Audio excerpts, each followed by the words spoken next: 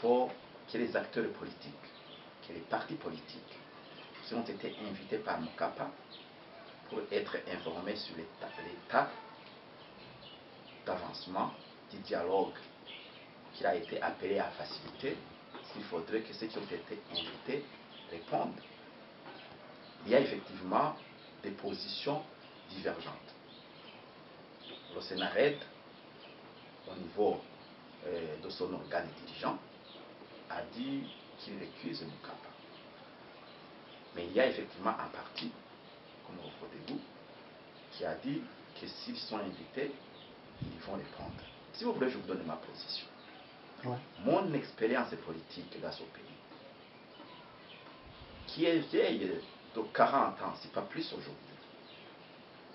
m'a montré que chaque fois que les Burundais, dans les crises qu'ils traversaient, ont eu le courage de se parler, même s'ils n'ont pas obtenu tout de suite des solutions, ils ont créé des conditions qui les amènent après à trouver des solutions.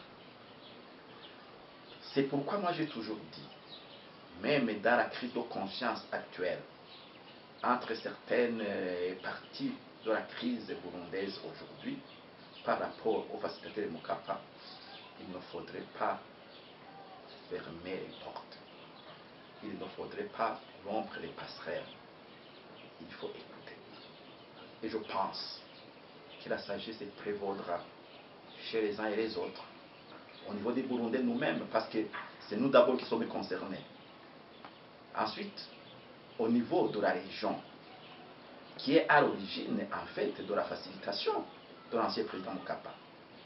Le président Mokapa ne s'est pas autoproclamé. Il a été désigné par le sommet des chefs d'État, des pays membres de la communauté de l'Afrique de l'Est. Et cette communauté aujourd'hui, ce sommet aujourd'hui est dirigé par le président de la République de Tanzanie, le président John Magufuli. Je pense donc qu'il y a tout un tas de procédures qu'il faut utiliser pour essayer de raviver, renforcer la confiance entre tous les partenaires concernés pour aboutir à une solution qui vienne stabiliser notre pays.